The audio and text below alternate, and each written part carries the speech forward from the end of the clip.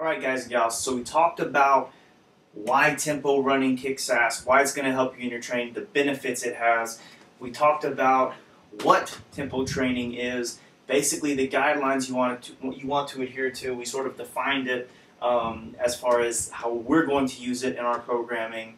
And finally, probably the most important part, we're going to talk about how to incorporate in your training so you get all the benefits, we keep you from overtraining, and basically we help you kick more ass when it comes to your mud runs, your challenge runs, things of that nature.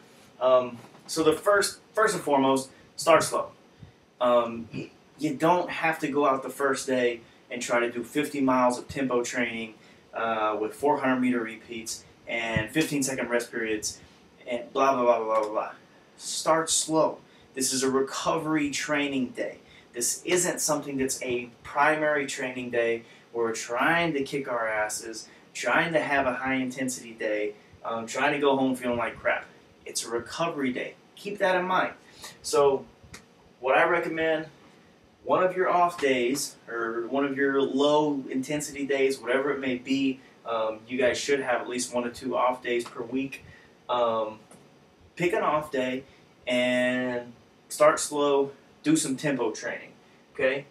Go out, just pick your program at 1 to 200 meters for the repetitions. Don't go overboard on the distances, just because the higher you get on distances, the more likely you are to get into that lactic environment, even if you are running at a low intensity for that pace. I like keeping things fairly short so we can keep our running technique good, keep a little speed going, and not delve into that lactic environment at all. That's what we're trying to avoid.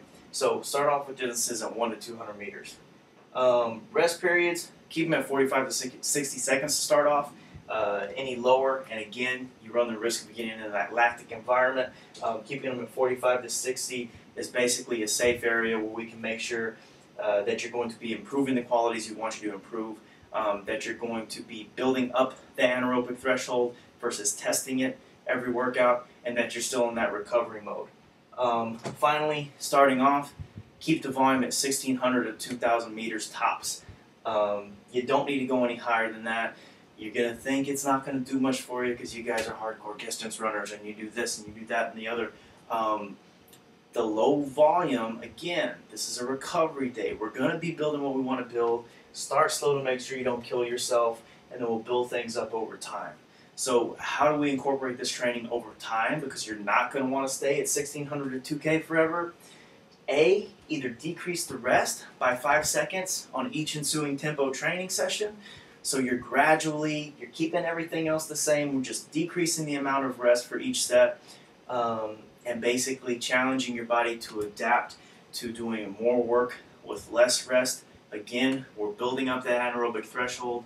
We're not getting ourselves into a lactic environment because we're keeping those runs under 75% of max speed. We got to build it up. Again, this is recovery day. Don't try to go 15 seconds at a time. Don't try to go 20 seconds at a time. 5 seconds at a time, or keep the rest periods exactly the same, but increase your volume 1, 2, even up to 400 meters per workout. The volume shouldn't be the big killer there, particularly if your rest periods are pretty long. You're going to adapt pretty quickly to this training.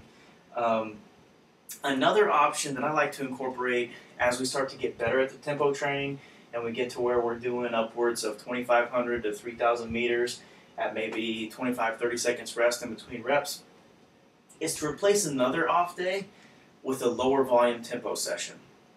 So basically a much easier beginning tempo session where we spend another day building those qualities that are going to help us kick the crap out of that mud run. We're going to get conditioned, we're going to recover better so we can attack the ensuing days of training with more intensity and really kick the crap out of it. We're going to build our GPP, build up that anaerobic threshold so we can perform more of the race, do more of the challenge, without getting to that point of no return where we get our butt locked and we just freaking can't move. We got to walk to finish the dang course, and we're going to get the LB in. And you guys already know what that is. I don't need to go into that anymore. You probably got sold on that as soon as I mentioned, right? So basically, again, to recap, how to incorporate this into your training: do it on off days. Start off with 1 off day per week. Keep those distances short, 1 to 200 meters. Good technique, less than 75%. If you want to go 60, 65, 70%, I'm perfectly okay with that because that's going to keep us in that recovery range. Keep your rest periods at between 45 seconds to a minute to start, depending on your fitness level.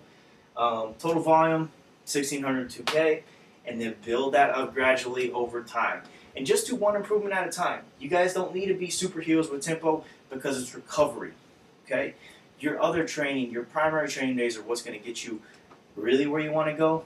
This is another tool in the toolbox, something to help you reach that next level. You guys have questions, hit me or Pete up in an email. We'll help you out. Otherwise, get to training, kick the crap out of your next challenge run. GR at the dungeon, out.